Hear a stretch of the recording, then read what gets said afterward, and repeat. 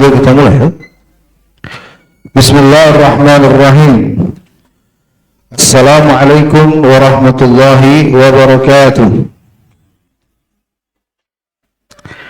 Innal hamdalillah nahmaduhu wa nasta'inuhu wa nastaghfiruh wa na'udzu billahi min shururi anfusina wa sayyiati a'malina. May yahdihillahu fala mudilla lahu wa may yudlilhu fala hadiya lahu. Asyhadu an la ilaha illallah wahdahu la syarika lahu wa asyhadu anna Muhammadan abduhu wa rasuluh. Yaqulu Allah ta'ala ya ayyuhalladzina amanu taqullaha haqqa tuqatih wa la tamutunna illa wa antum muslimun wa ba'd. Ya ma'asyiral ikhwan wal akhwat rahimani wa rahimakumullah. Alhamdulillah kita bisa berkumpul kembali di forum ini hanya atas keutamaan dari Allah Azza wa Jalla yang semoga saja ini menjadi pertanda Allah inginkan kebaikan untuk kita. Salawat dan salam untuk Nabi kita Nabi besar Muhammad sallallahu alaihi wasallam.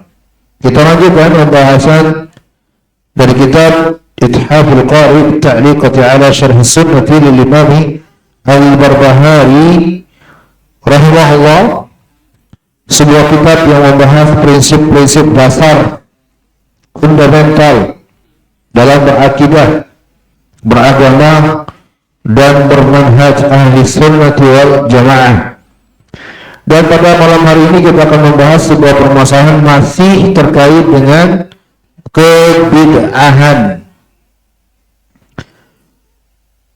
Dan ini juga merupakan kelanjutan penjelasan dari pembahasan yang telah kita jelaskan di pertemuan yang telah lalu tentang kebid'ahan, sesuatu yang disandarkan kepada Islam namun tidak ada dasarnya sama sekali, apakah berupa keyakinan atau ucapan atau amal perbuatan yang tidak ada dasarnya sama sekali, tidak secara umum, tidak secara khusus dalam Islam, lalu dikatakan itu bagian dari Islam. Inilah bid'ah. Di pertemuan yang telah lalu, teman-teman barakallahu fikum, kita telah mendengarkan, memahami dan mendapatkan penjelasan yang mestinya kita jadikan sebagai prinsip untuk memandang bahwa bid'ah itu sangat berbahaya. Yang namanya bid'ah itu sangat berbahaya. Nah, untuk semakin menguatkan keyakinan dan pandangan ini, maka ada satu lagi yang harus kita pahami, yaitu agar kita memiliki pandangan tidak menyepelekan yang namanya bid'ah. Tidak menyepelekan, tidak menganggap remeh yang namanya bid'ah. Inilah yang akan disinggung pada pertemuan kali ini, teman-teman. Barakallahu fikum. Iqra al-akh Ahmad. Barakallahu fikum.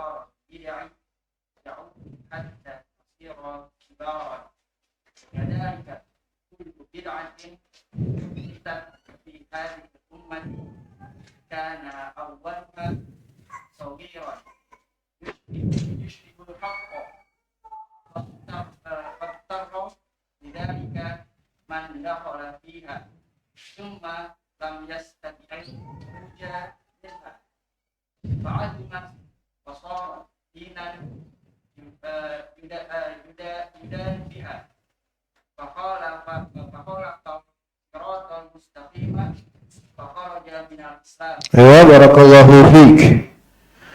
Di pertemuan lalu, teman-teman, barakallahu fikum, poin penting dari sekian banyak poin yang kita dapatkan tentang bahaya bid'ah. Ada yang masih ingat apa dampak buruk dari bid'ah? Ayo, itu dia poin pentingnya. Bahwa bid'ah itu ya secara otomatis bila ada sebuah kebid'ahan bersamaan dengan itu ada sunnah yang ditinggalkan, dihilangkan. Jadi mematikan sunnah, bid'ah itu mematikan sunnah. Ya, semakin besar, semakin banyak pula sunnah yang dimatikan. Itu bahayanya. Sementara mematikan sunnah itu, kalau mau kita runtut lagi dalam masalah akidah, bisa mengantarkan kepada kekufuran. Ya, kekufuran. Karena tidak menerima apa yang Rasulullah SAW ajarkan. Ya, jadi itu tangga menuju hasil dari sebuah kebidahan, mematikan sebuah sunnah Nabi. Nah, teman-teman, saya ingatkan antum semua bahwa untuk semua bid'ah yang ada terkait dengan sebuah amalan tertentu, maka langsung kita bisa hadirkan. Bersama dengan itu ada sunnah yang dimatikan. Ya, sunnahnya apa? Kalau ajaran Nabi dengan tidak melakukan itu di amalan tersebut, jelas sunnahnya Nabi.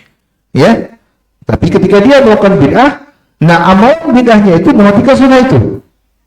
Jadi, kita sekarang masuk bab baru dan masih berhubungan. Imam Al-Barbahari rahimahullah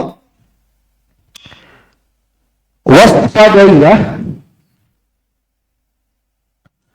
perkara kecilnya dari bid'ah tersebut.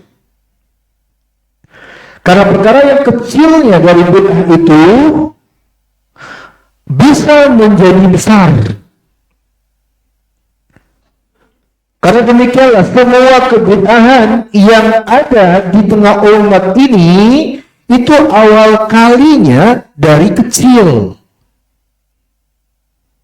Yang menyerupai atau dianggap kebenaran, lalu membuat banyak orang tertipu karenanya, sehingga sulit sekali untuk meninggalkannya.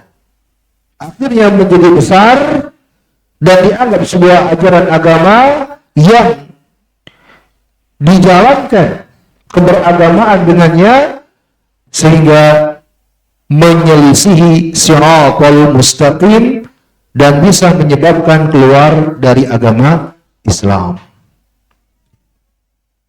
Ikhwan dan akhwat rahimani wa rahimakumullah. Ini masih menjelaskan tentang betapa bahayanya bid'ah itu. Dan di sini poin pentingnya adalah agar kita tidak menyepelekan bid'ah itu walaupun kecil dan sepele. Karena teman-teman barakallahu fikum, yang namanya bid'ah itu apalnya kecil. Kita bisa simpulkan dengan pasti tanpa ada keraguan, semua yang ada di luar sana dari perkara yang menyesatkan, yang merusak umat, itu awalnya kecil. Semua tidak ada langsung besar. Dari kecil dulu. Yang kecil ini disepelekan. Sikap menyepelekannya inilah yang berbahaya. Lihat pelajarannya. Ya. Teman-teman barakallahu fikum, kita itu kalau beragama sekedar hanya simpel mengikuti aja apa yang telah ada.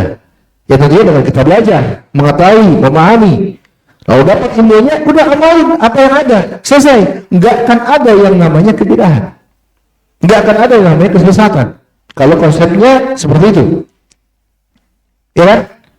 Tapi ketika ada yang keluar dari ajaran itu lalu dapat ajaran lain, nah inilah yang namanya bid'ah, ini disalahkan kepada agama.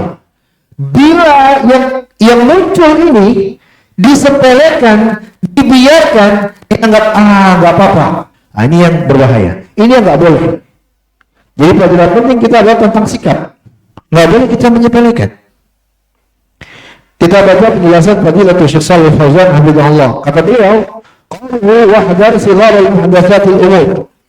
Pada ucapan Imam Al-Barbahari, waspadailah, jauhilah perkara-perkara kecilnya dari bid'ah. Kata beliau, hafizahullah, yaqul Imam Al-Barbahari mengatakan atau menjelaskan kepada kita agar kita tidak bermudah-mudahan menyepelekan perkara bid'ah. Walaupun sepele kecil masalahnya, apa masalah sepele? Karena yang kecil itu akan menjadi besar.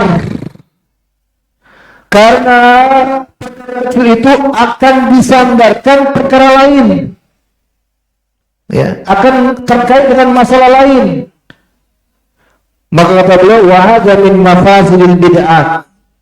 Wa hadza min mafasidil bid'ah.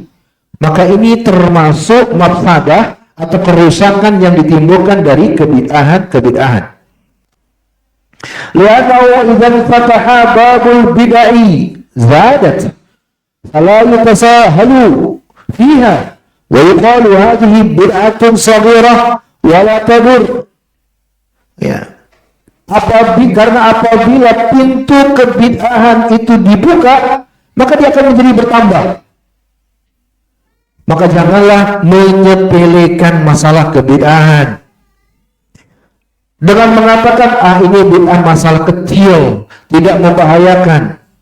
Al-bid'atu mithlul jamrah walau kanat saghiratan fa hiya takbur hatta tuhriqal baita awil maqdara awil balada kullahu mu'azzabun nari min mustasghari asy-syarari. Ya. Kata beliau, hafizahullah ta'ala, yang namanya bid'ah itu, teman-teman, seperti jamar, ya, bara api, ya, bara api. Kan itu kalau bara api, antum lihat yang bakar sate itu kalau dipecah kan kecil kan? Kalau diapain? Bukan, disebar. Kan dari kecil-kecil kan itu, betul nggak sih? Yang kalau dikumpulkan bahaya kan? Kalau kecil-kecilnya bilang apa? Kita nggak sepele itu kalau kecil. Kata beliau, maka bid'ah itu seperti jamroh, bara satu. Jamroh ini mufrad, bukan jamrot. Jamroh satu bara api. Walau kanat saghira, yang walaupun kecil ini bisa menjadi besar, dan dengan kecil ini bisa membakar rumah, bisa membakar pertokoan, bisa membakar sebuah negeri. Oleh karena itu dikatakan dalam sebuah ucapan, mu'awwamun nari min mustasghari syarari. Api itu menjadi besar karena sesuatu yang tadinya kecil. Qala hafizallah fala yutahawanu biha bal yusaddu babul bid'i nihaiyan. Wa qad qala Rasul sallallahu alaihi wasallam iyyakum wa muhdatsatil umur, iyyakum tahwir min muhdatsatil bid'i mutlaqan sawa'un kanat muhdatsatis saghirah aw muhdatsatin kabirah. Lam yastatni Rasul sallallahu alaihi wasallam syai'an min al-bid'ah. Fanayyuhu amun fi jami'il bid'ah wa qala wa syar'u umuri muhdatsatuha. Maka kata dia hafizahullah taala, hendaknya jangan menyepelekan, menganggap enggak apa-apa. Tetapi hendaknya ditutup pintu untuk terjadinya kebid'ahan itu nihaiyan, sama sekali dari awalnya. Dan sungguh Nabi besar Muhammad sallallahu alaihi wasallam bersabda, iyyakum, jauhilah oleh kalian muhdatsatil umur, perkara-perkara yang baru. Di sini Nabi mengatakan iyyakum. Kalimat iyyakum, jauhilah oleh kalian, ini adalah kalimat yang berisi peringatan terhadap perkara-perkara baru secara mutlak dalam agama ini. Secara mutlak artinya apa? Mau perkara baru atau bid'ah itu kecilkah, besarkah, tidak dikecualikan oleh Rasulullah sallallahu alaihi wasallam sedikit pun dari kebid'ahan itu. Maka larangan ini bersifat umum untuk semua perkara bid'ah. Makanya beliau juga bersabda, wa syar'u umuri, sejelek-jelek perkara adalah kebid'ahan darinya. Teman-teman, saya tambahkan penjelasan Syekh Abdul Aziz Ar-Rajihi dalam syarah beliau. Syekh Abdul Aziz Ar-Rajihi hafizahullah taala itu bagus sekali menjelaskan masalah ini. Beliau menerangkan bahwa hendaknya kita tidak menyepelekan perkara yang namanya bid'ah. kalau memang sudah bid'ah. Ingat ya, kita juga harus hati-hati. Masalah tauhid, masalah syirik, masalah sunnah, masalah bid'ah, hukumnya juga harus berdasarkan ilmu. Tidak boleh menghukumi masalah-masalah ini hanya berdasarkan hawa nafsu atau ketidaksukaan yang sifatnya tendensi individu pribadi, nggak boleh. Harus berdasarkan ilmu. Nah, ketika sesuatu ini sudah bid'ah hukumnya, maka jangan kita menganggap sepele walaupun perkara itu kecil. Asy-Syaikh Abdul Aziz Ar-Rajihi hafizahullah taala dalam syarah beliau mengatakan, misal masalah kebid'ahan terkait dengan melafadzkan niat dalam sebagian ibadah, misal salat atau puasa. Ini Syekh Abdul Aziz menyinggung masalah ini. Padahal ini jarang banget loh. Dia tahu di Saudi di Yaman tuh gak pakai begini. Yang nawa itu rata-rata orang Asia. Ya, dia kan contoh di syarah beliau. Ya, kalau mau salat misalnya nawaitu an usolliya zuhra dan seterusnya. Kalau puasa nawaitu an asuma, kalau ini tawaf nawaitu an atufa dan seterusnya. Melafazkan niat sebelum melakukan ibadah sebenarnya orang menganggap itu tidak masalah.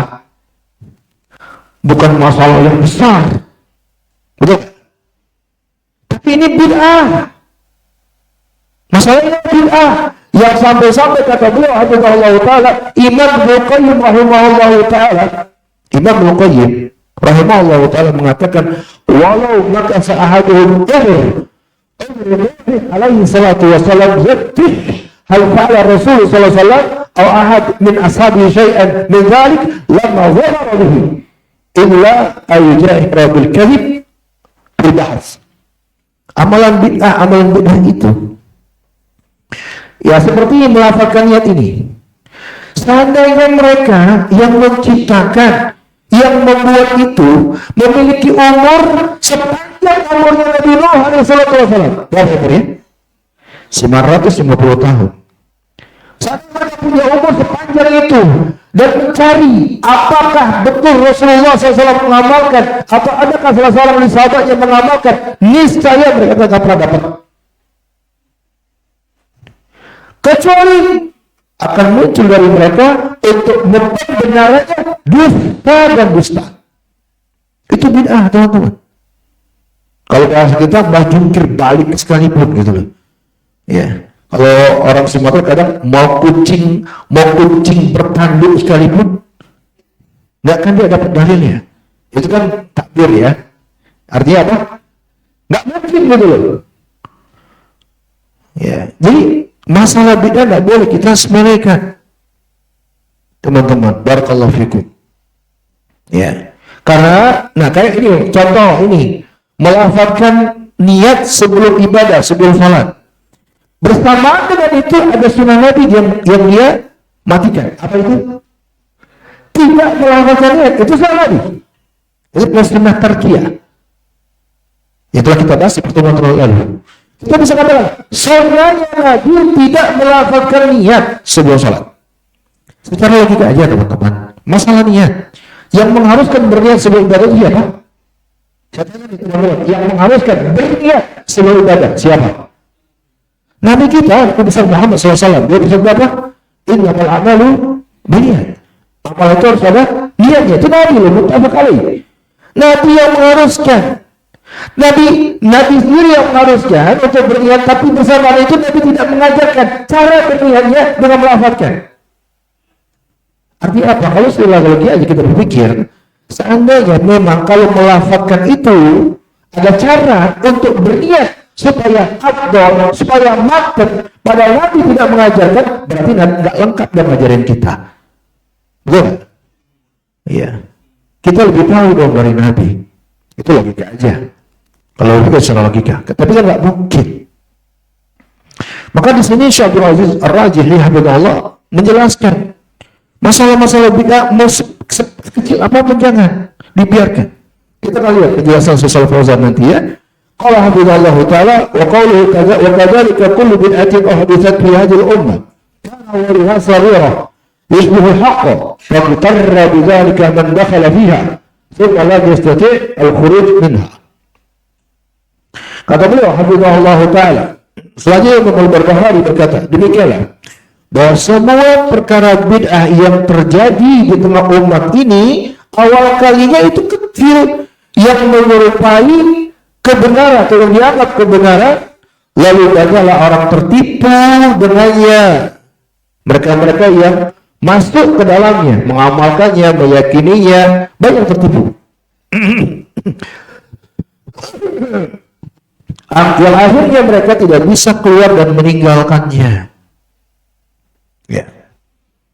Kata Syekh Hafizahullah Ta'ala, al-fitan awal ma hadathat fil ummah bisabab tasahul min ahli al-ifsad hatta asu fil ardi fasada wa ghasalu adbighat asy-syababi wal awadi wa hasyauha min asy-syarri hatta hasalat al-fitan fil Islam wa bainal muslimin kama huwa ma'lum.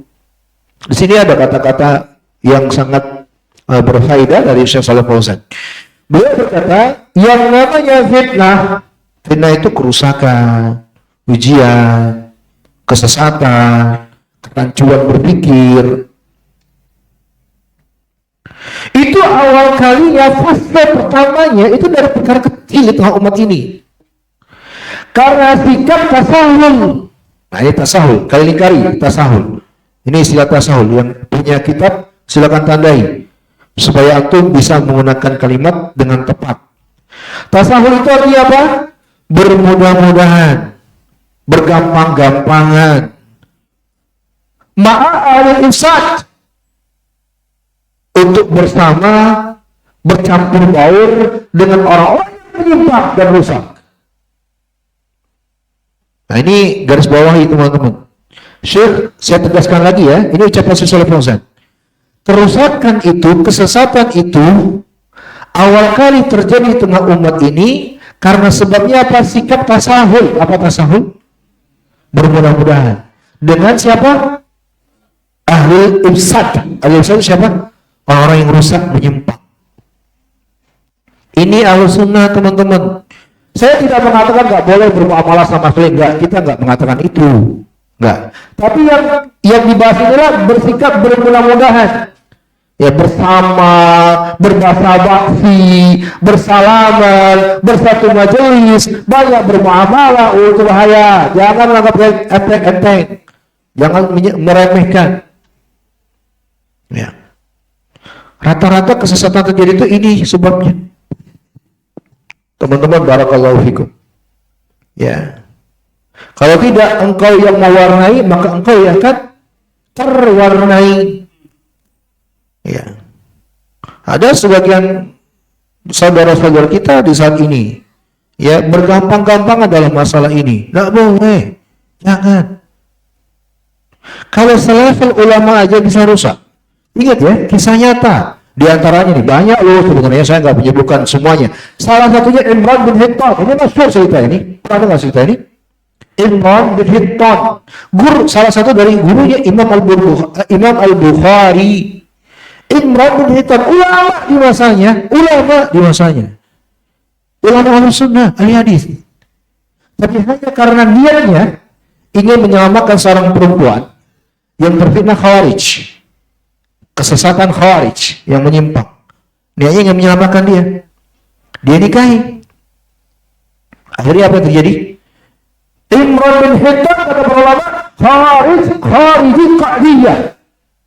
Khawarij yang lebih parah daripada Khawarij yang makan senjata. Khawarij itu ada dua. Ada Khawarij yang keluar jalan angkat senjata, ada Khawarij yang di belakang. Qa'diyah. Ya, nah dia masuk ke situ.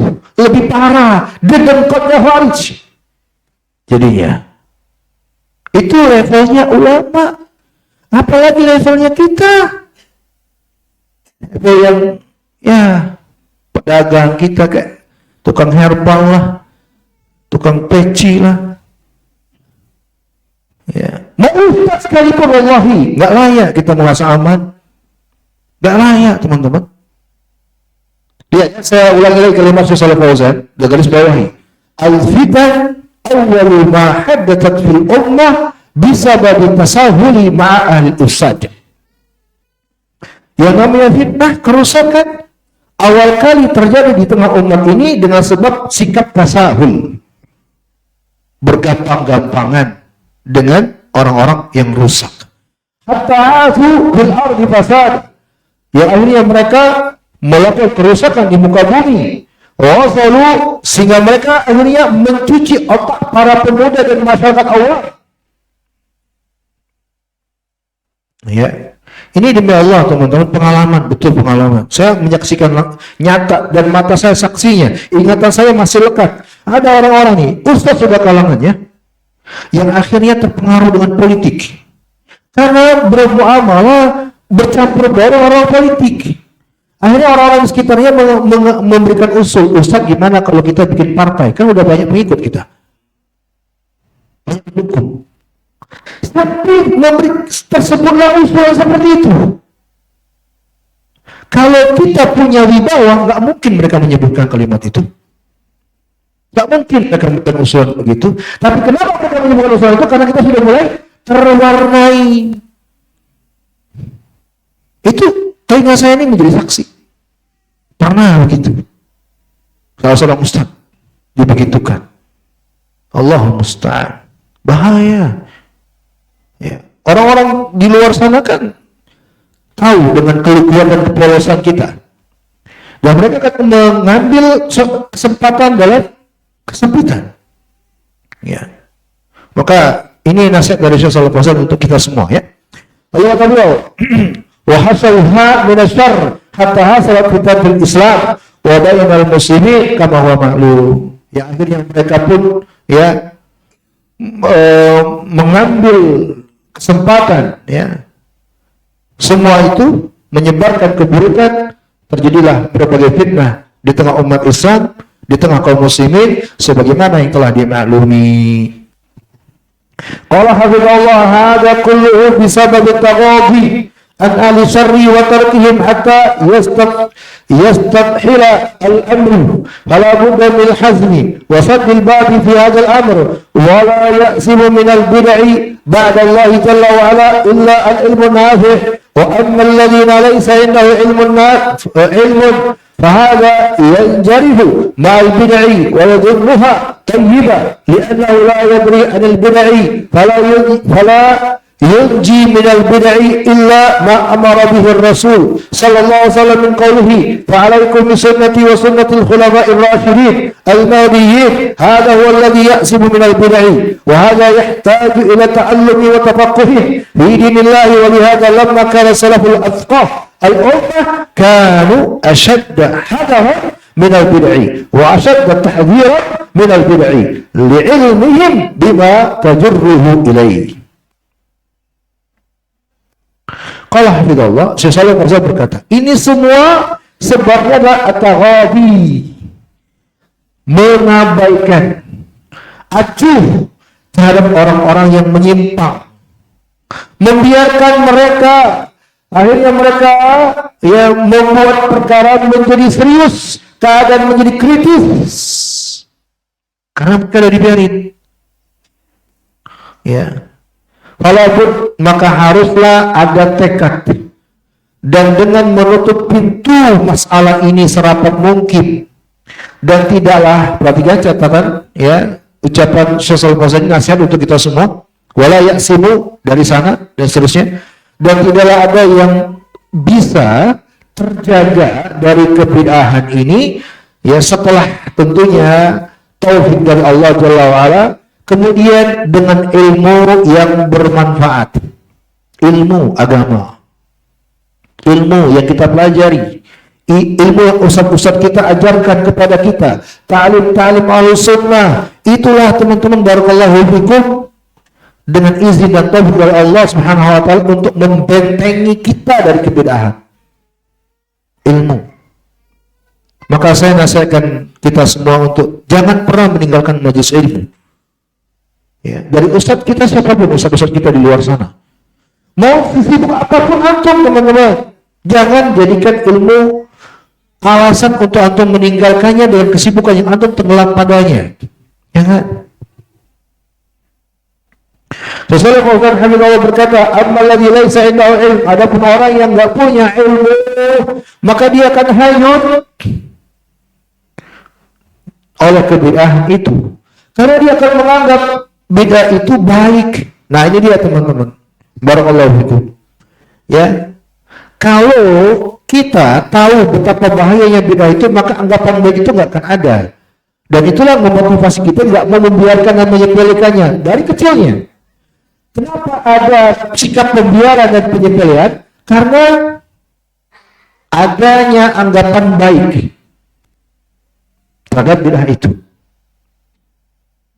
Kata dia Allah annahu la yadri anil bid'ah, karena dia nggak tahu kebid'ahan itu, maka tidaklah ada yang bisa selamat dari kebid'ahan kecuali dengan apa yang telah diperintahkan Rasulullah sallallahu alaihi wasallam dalam sabda beliau, wajib bagi kalian untuk berpegang dengan sunnahku dan sunnah para khulafa ar-rasyidin yang berpetunjuk.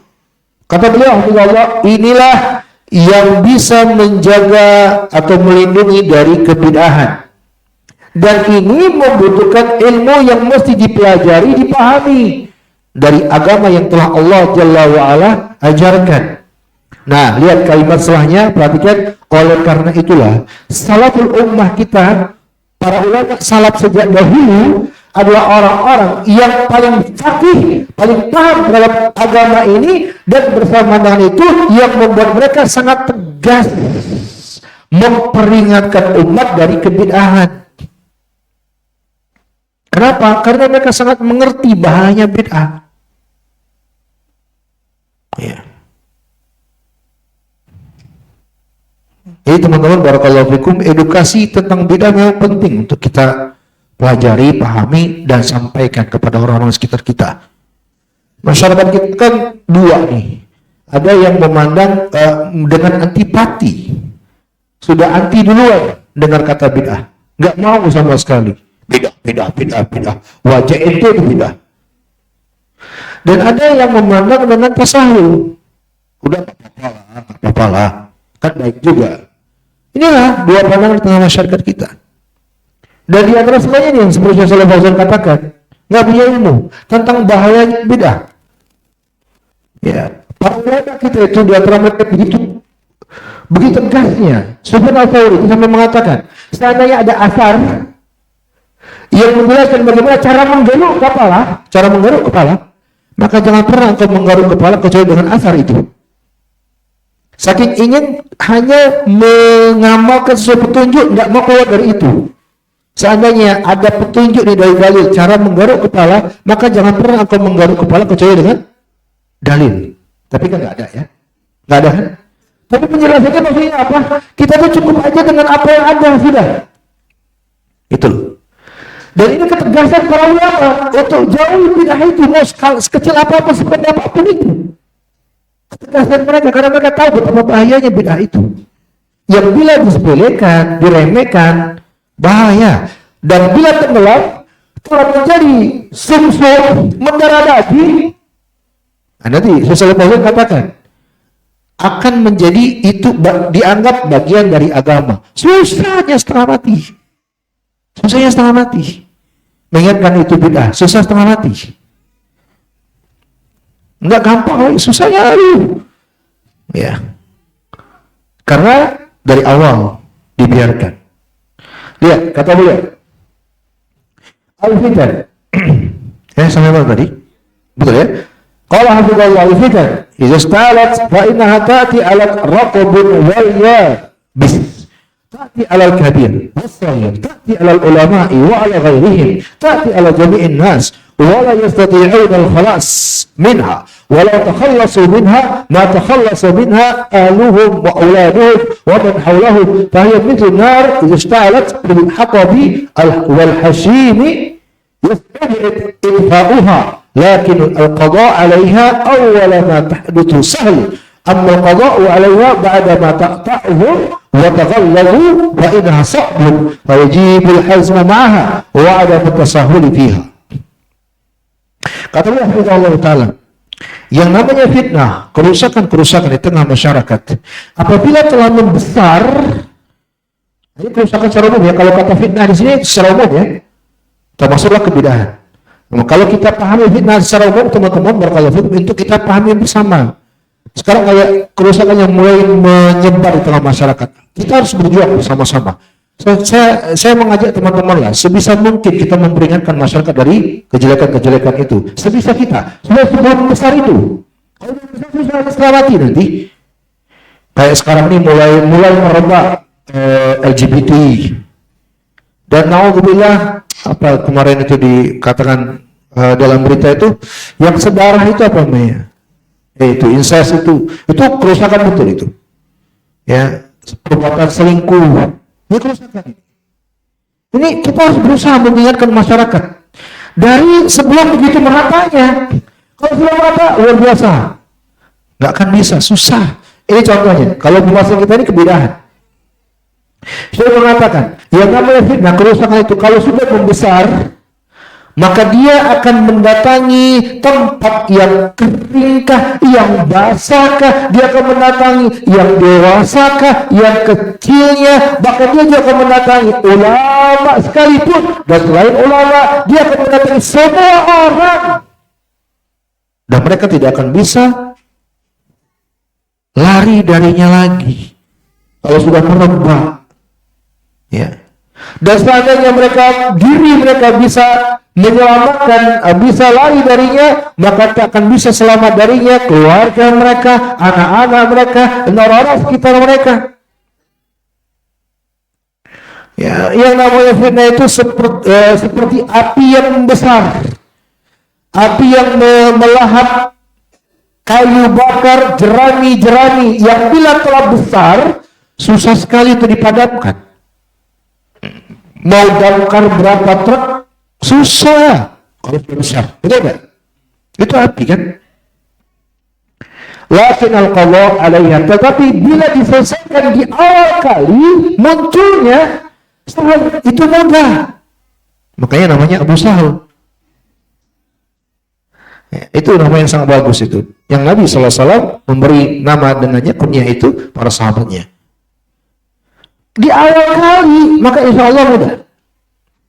Amal qada'u alaihi ba'da ma ba'dhu, adapun penyelesaian apabila telah menjadi besar, merata, menyebar, sulit, butuh keteguhan, butuh konsisten komitmen, dan tidak bermudah-mudahan terhadapnya. Antum coba aja kalau antum keluar, ketika ada kebidahan yang sudah rata-rata masyarakat kita melakukannya. Gimana antum? Diam kan? Diam kan? Antum mau ngomong?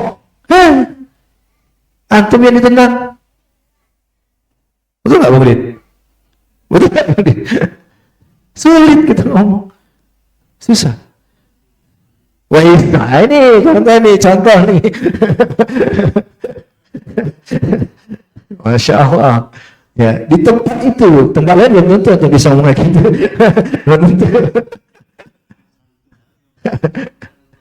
Baik, kita baca. Walamma qala hafizahullah, walamma kana salafu fil qurun al-mufaddalah muhasirina lil bid'i wa la yasma'una bi syai' minha, kanat al-qurun al-mufaddalah anqa usul al-ummah. Nah, karena salaful ummah, generasi salaf terdahulu adalah generasi yang utama, diberikan keutamaan. Kenapa? Karena mereka adalah generasi yang betul-betul tegas terhadap perkara bid'ah. Mereka adalah generasi yang tidak memberi kesempatan sedikit pun bid'ah itu berkembang. Umar bin Khattab, ketika ada orang yang berpemikiran masalah qadar, takdir, menyimpang, apa yang dia lakukan? Tangkap, pukul kepalanya, beliau asingkan. Itu Umar. Pukul kepalanya, diasingkan selama setahun. Ketegasan inilah yang membuat mereka diberikan keutamaan oleh Allah Jalla wa'ala. Ya, kenapa lihat? Kata Syekh Shalih Fauzan, kanatul qurun al-mufaddalah, mereka adalah generasi yang utama. Usulul ummah adalah generasi yang paling bersih, paling murni.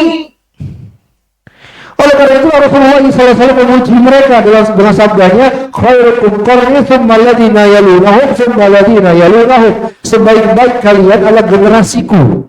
Kemudian yang mengikuti, yang datang setelah mereka, kemudian yang datang setelah mereka. Hadis riwayat Imam Bukhari di bawah. Nabi telah merekomendasi yang terbaik itu generasi beliau, kemudian datang setelah beliau, kemudian datang setelah itu. 3 generasi berarti sahabat, tabi'in, atba'ut tabi'in. Kenapa kata Syekh Shalih Fauzan? Kanu yatasaaluna ma'al bid'ah.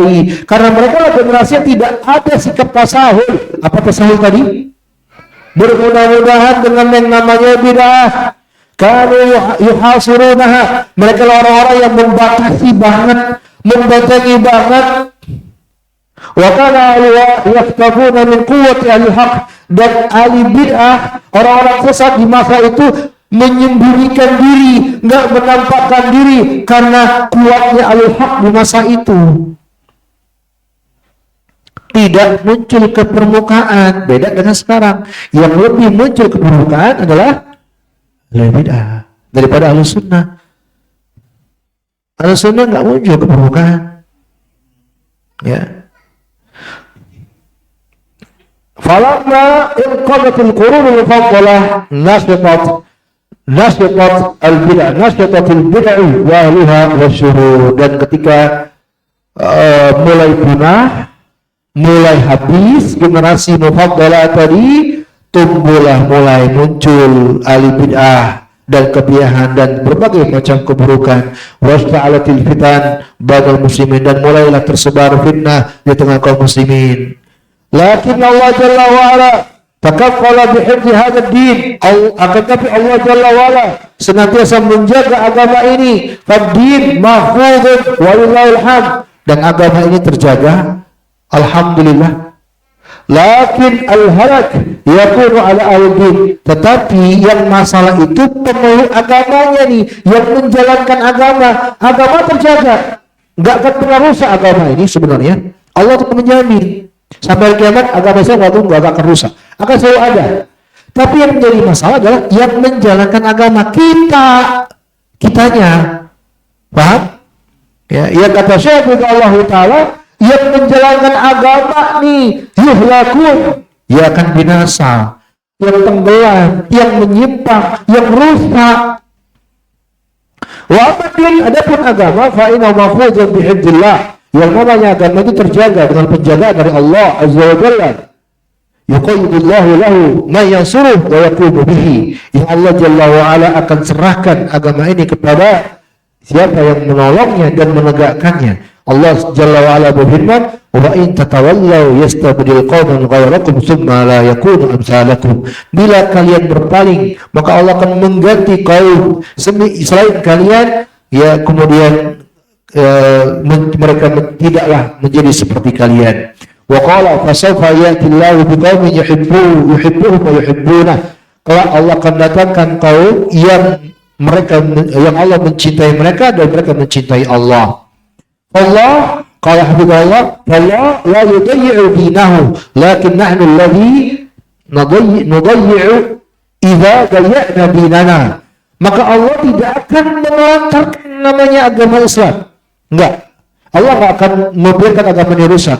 Tetapi kita nih, orang-orangnya nih, individunya nih, yang menelantarkan agama kita, yang membuat kita akan terlantar karenanya, rusak karenanya. Wa tama'alna ma'al mubtadi'ah wa ashabul ihdathat wa tasahhatna ma'ahum fa innana nahnu alladhina nadhi' wa rubbama tansabu fitnah wal qital wa tasfiqu ad-dima' bisababiha wala nastati' an natakhallasa minha. Kita perhatikan keadaan kita, masyarakat kita terhadap mubtadi'ah, orang-orang yang menyebarluaskan kerusakan, penyimpangan. Iya ya, kalau zaman kita tidak ada sebuah atau orang-orang yang muncul dengan sekian kerusakan apapun kecuali pasti ada pembelanya. Kayak kemarin itu yang kita sempat singgung beberapa kali di majelis kita, yang kita sebut dengan Panji Gumilang. Ada aja pembelanya? Ada nggak? Ada kan? Ya, di zaman kita ini. Ya, bagaimana masyarakat kita menyikapi mubtadi'ah, wa ashabul ihdathat, orang-orang yang suka menciptakan perkara-perkara baru, dan bagaimana sikap tasahulnya kita kepada mereka.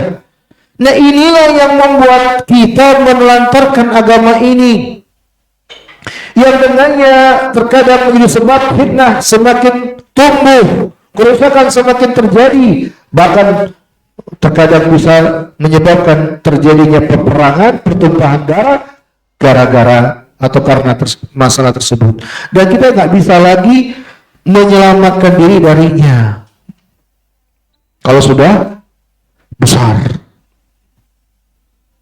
Ya, baik, kita lanjutkan, kita habiskan ya. Allah hamdulillah qalu ta'azumat wa sarat dinan yudanu biha. Ay anna al-bid'ah idza turikat tasiru hiya din fi ma ba'du. Wa qad sabaqa qawluhu ma ahdatha an-nasu bid'atan illa rufi'a mithluha min as-sunnati hatta tasira al-bid'u min hiya din wa turfa'u as-sunanu wa tasiru bid'u hiya din inda hadha al-mujtama'. وليس معنى ذلك أن كل الأمة كذلك لكن المجتمع الذي يسمح للبدع بأن تنتشر فيه تصير هي الدين فيه لكن ليس معنى هذا أن الدين انقضى بل يقوم أناس آخرون في بقعة ثانية أو في بلد آخر يقيد الله لهذا الدين ما ينصره ويمحيه ويحافظ عليه. Sesuai berkata pada ucapan Al-Mubahari selanjutnya, maka menjadi besar lalu dianggap bagian dari agama yang diamalkan. Kata Syekh Fauzan, maksudnya adalah perkara bid'ah yang apabila dibiarkan maka bid'ah itu akan dianggap bagian dari agama oleh orang-orang setelahnya. Sebagaimana telah berlalu ucapan beliau, tidaklah terjadi di tengah masyarakat sebuah kebidahan kecuali diangkat semisalnya dari sunnah ini. Ya, dia menggantikan agama kayak tadi itu yang melafazkannya sebelum salat. Orang udah bagian dari agama sudah dianggap itu. Ya, itulah agama kalau misalnya gitu. Hatta tasirul bid'ah ya din, sehingga menjadi kebid'ahan itu menjadi bagian dari agama, ya, mengakibatkan sunnah-sunnah pada masalah itu terangkat, hilang, karena bid'ah dianggap bagian dari agama oleh masyarakat. Kata beliau, bukan maknanya semua orang seperti itu. Nah, kita katakan masyarakat yang mereka ya bermudah-mudahan bertasawuf dengan perkara bid'ah itu, yang akhirnya menganggap bid'ah itu bagian dari agama, ya. Yakin laisa ma'na hadza, ya bukan juga artinya agama berhenti, ya sudah ada lagi yang benar, enggak juga. Saya mengatakan dan menegaskan tetap akan ada orang-orang, ya sebagian orang-orang di bagian yang kedua atau di tempat yang lain yang Allah serahkan kepada mereka menjadi sebab tegaknya agama ini, yang menolong agama ini, yang Allah akan hapus bid'ah itu dengan sebab mereka, dan Allah jadikan sebab agama ini terjaga dengan mereka.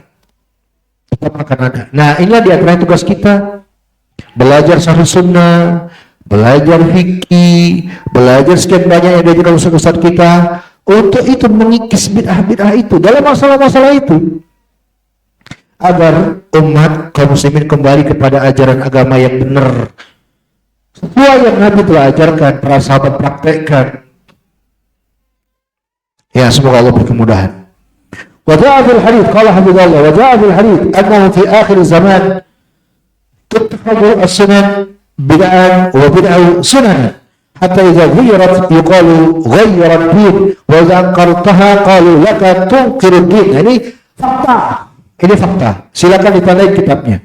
وجاء في الحديث, sesuatu yang mengatakan, dan ada dalam sebuah hadisnya itu di bawah ya, di catatan kaki dari Abdullah bin Mas'ud, ya, diriwayatkan Imam Ad-Darimi, Imam Hakim, ya, dan di situ ada keterangannya ya, dan ada keterangan bahwa di sini mauquf, athar mauquf.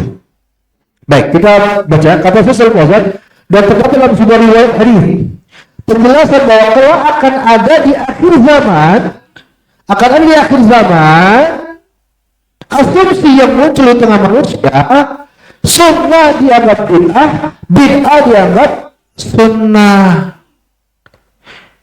Idza ghayyarat yuqalu ghayyara din. Ya, apabila berubah ini maka dikatakan telah berubah nih agama. Bila engkau mengingkari bid'ah maka akan dikatakan kepadamu engkau ini mengingkari agama. Ya. Cara maulid itu jelas bid'ah. Jelas bid'ah itu maulid. Tidak ada keraguan padanya, itu kebid'ahan jelas.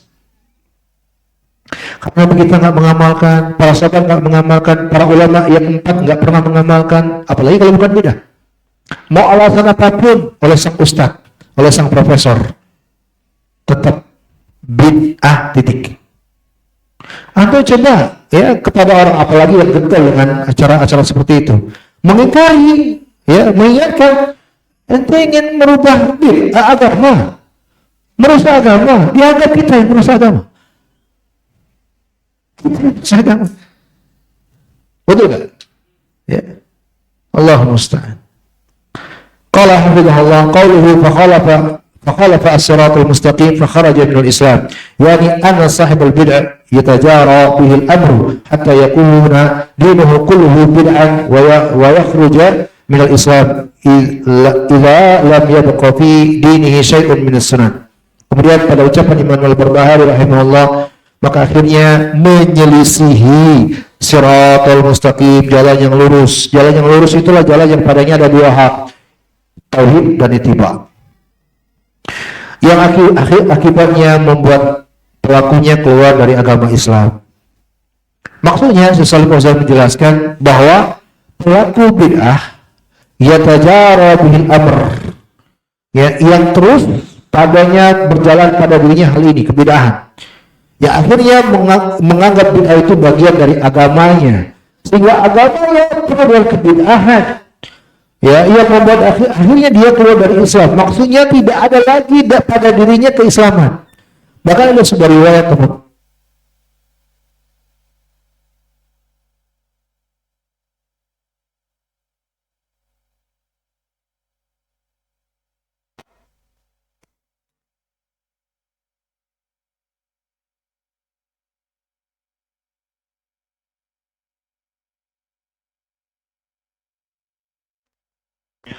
Bisa bukan?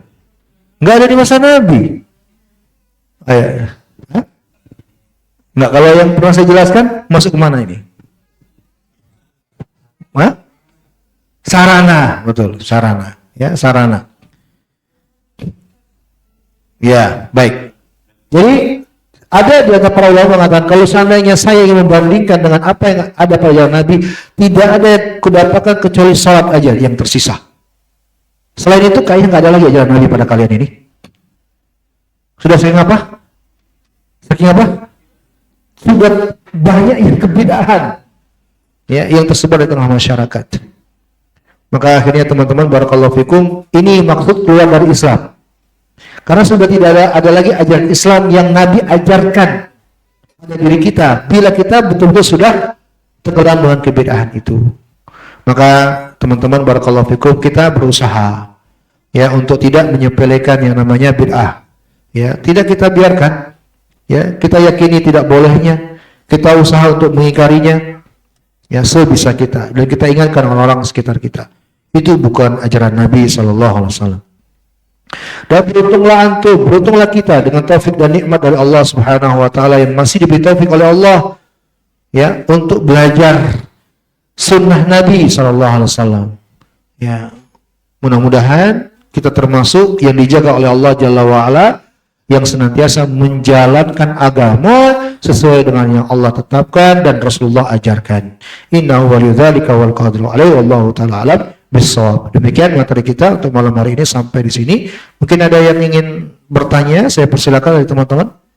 Fadhil. Waalaikumsalam warahmatullahi wabarakatuh. Saya duduk. Ya, tasahul. Ya.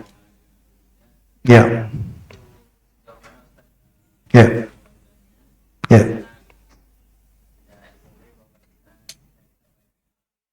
Ya.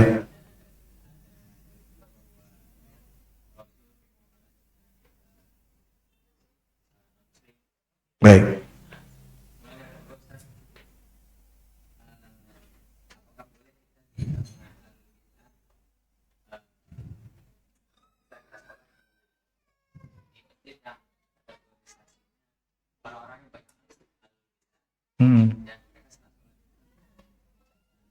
Pikir.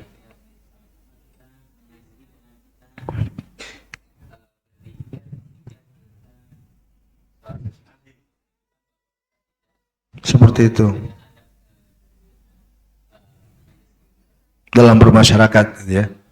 Baik, bismillah, alhamdulillah, wassalatu wassalamu ala rasulullah. Ya, pertanyaan yang menarik sekali ya, dan sangat erat hubungannya dengan apa yang telah kita bahas. Wabillahi taufik. Yang pertama, kita tidak bisa mengkiaskan, menjadikan sebagai dalil dari bagaimana muamalahnya Nabi dengan Yahudi untuk masalah ini. Nggak bisa, karena permasalahannya berbeda.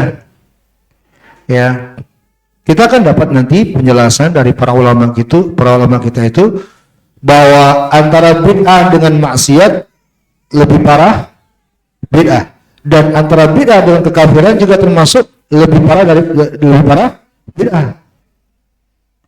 Ya, karena bid'ah dan pelaku bid'ah itu masih menamakan diri mereka Islam, Muslim.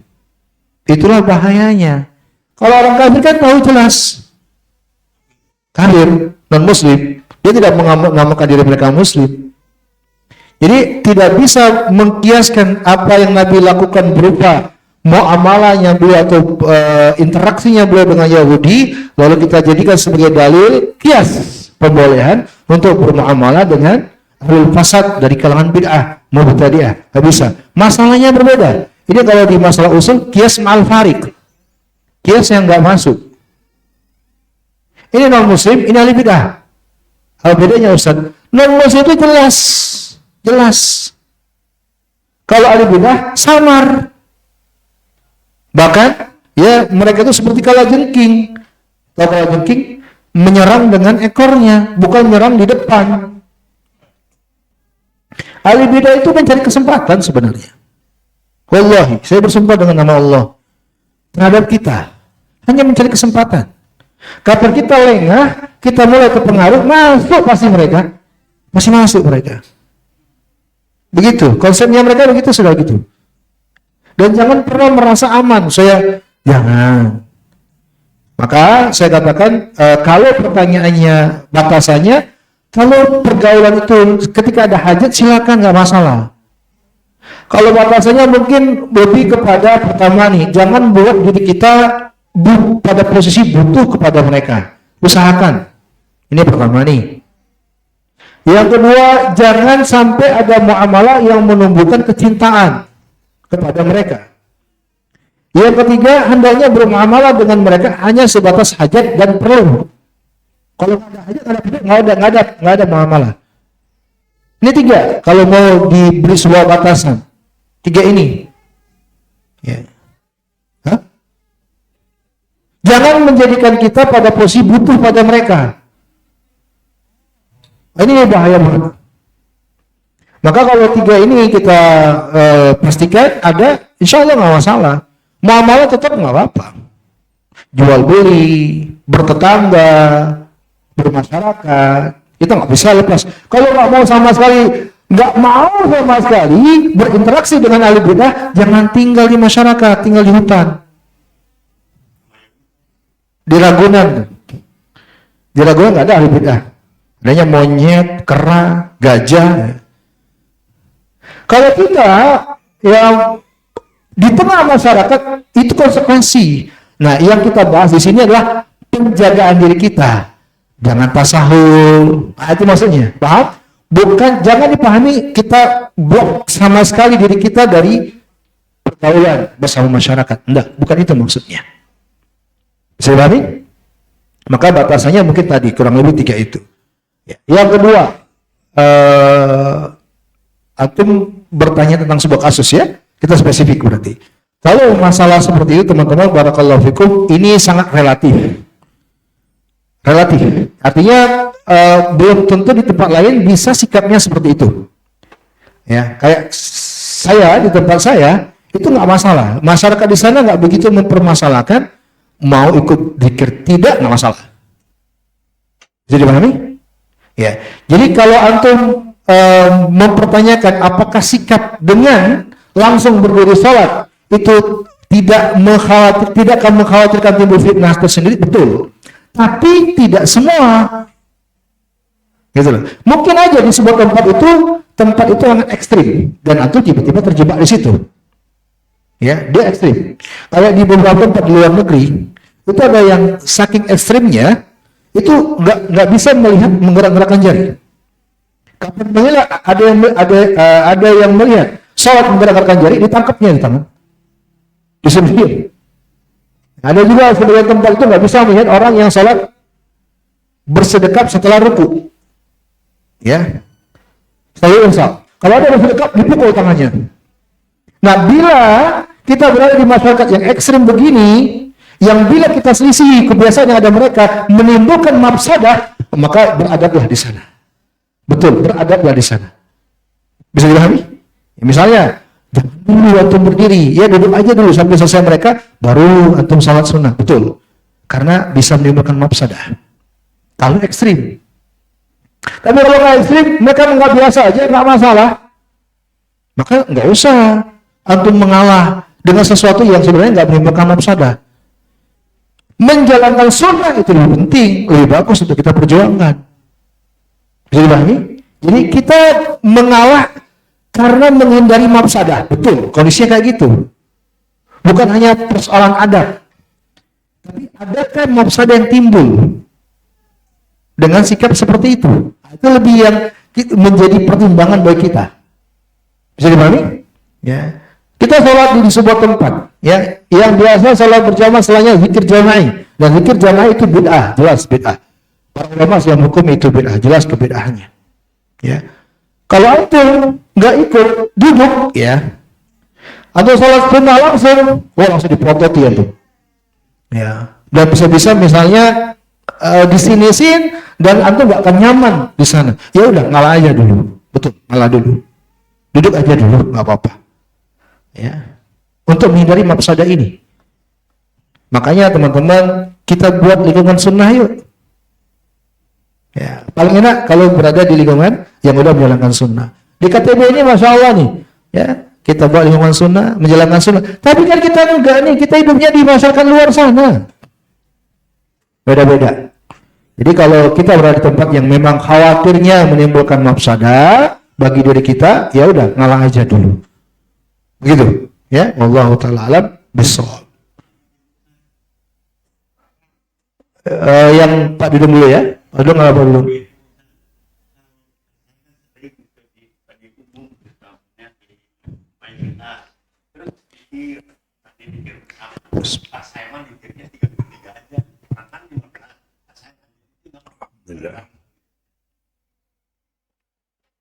Maksudnya untuk kan menghormati tadi supaya ada Baik, baik Pak Dudung, tadi saya tegaskan lagi, kita ingin menjaga diri dengan cara seperti itu ketika ada kemungkinan terjadi mafsadah, Pak Dudung. Bukan hanya enak-enakan, bukan hanya enak-enakan, tapi ketika akan timbul mafsadah. Mafsadah itu apa? Kita akan dimusuhi. Kalau itu bang, nggak masalah sebenarnya. Akan ada sikap yang membuat kita nggak nyaman. Kalau potensi ini nggak ada, nggak usah. Jalankan aja sunnah seperti biasa. Jangan berubah dari hal itu. Ya? Baik. Begitu Pak Dudung ya? Baik, Allah. Ya. yang tidak mengundang itu orang Ya, sama Pak Dudung. Sama ya. Baik. Ya. Ya, saya menjawab. Waalaikumsalam. Oh, antum. Oh, astagfirullah.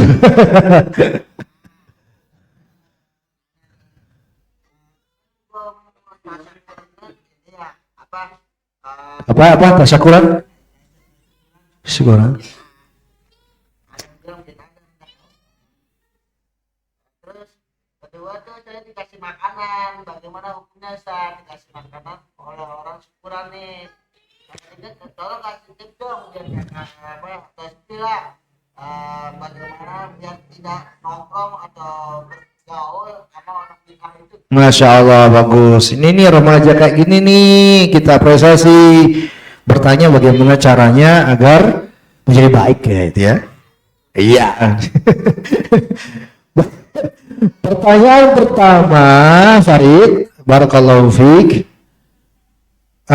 Kalau syukuran yang bid'ah, yang tidak diajarkan agama, yang Nabi tidak pernah ajarkan, ya kita jangan ikut. Kalau ada bingkisan darinya, sebisa mungkin gak usah dinikmati. Gak usah dinikmati, kasih aja kucing. Kalau sudah kita terima. Jadi kaidahnya sesuatu atau makanan yang perwujud, sebab perwujudannya adalah perkara yang bertentangan dengan agama, maka nggak boleh kita konsumsi. Ya, sebab perwujudannya perkara yang bertentangan agama, maka kita nggak boleh mengkonsumsinya. Jadi nggak usah dikonsumsi, kasih kucing aja. Masya Allah, enak dong, kenyang. Ya kalau sudah berlalu nggak apa-apa, istighfar aja. Nah itu lain kali, ya itu lain kali seperti itu ya sikapnya. Pertanyaan kedua, bagaimana caranya, tipsnya, disepil dong Ustaz supaya tidak terpengaruh. Jangan berteman dengan orang-orang yang rusak. Pilih. Ya Nabi SAW itu sudah mengharuskan kita. Al-mar'u ala dini khalilihi falyanzur ahadukum man yukhaliluh. Rasulullah bersabda, agama seseorang itu akan terpengaruh oleh teman dekatnya. Maka oleh kalian hendaknya perhatikanlah siapa kalian hendaknya berteman dekat. Jadi kita harus selektif, Farid. Jangan sembarangan teman. Di kuliahan, di kampus, di masyarakat. Kalau itu orang buruk, jangan jadi teman dekat. Ya teman biasa dalam bergaul ketika ada butuh, nggak masalah. Tapi teman dekat jangan. Jadi itu caranya. Selektif dalam memilih teman. Banyak anak muda itu rusak gara-gara teman, pengaruh. Betul nggak Farid? Nah, jadi pilih-pilih teman. Ya. Lebih baik, terus terang kalau saya pribadi ya, lebih baik anak itu dianggap mau sebagai anak pungut sekalipun, jarang keluar, nggak masalah, daripada sering keluar akibatnya rusak. Ya, Farid ya, selektiflah dalam memilih mencari teman. Wallahu a'lam. Dan rajin belajar agama, rajin taklim. Ya, rajin taklim. Karena dengan taklim itu insya Allah kita akan dapat nasihat, menguatkan rohani kita, membuka pikiran cakrawala kita, membuat kita punya prinsip untuk bisa kita jalankan, dan dengan sebab itu Allah Jalla wa'ala membuat kita menjadi baik insya Allah ta'ala. Ya, rajin taklim. Ada lagi teman-teman? Pertanyaan di luar? Sudah tidak ada? Baik, kalau tidak ada kita cukupkan pertemuan kita sampai di sini. Wallahu a'lam. Idul Adha kapan? Tanggal 6. Berarti minggu depan masih ya? Ini tanggal berapa? 24. Jazakumullahu khairan wa barakallahu fikum. Naktafi bihadzal qadar. Mohon maaf atas segala keterbatasan dan kekurangan. Hanya kepada Allah kita mohon ampunan. Kita akhiri dengan subhanakallahumma wa bihamdika asyhadu an la ilaha illa anta astaghfiruka wa atubu ilaik. Walhamdulillah. Assalamualaikum warahmatullahi wabarakatuh.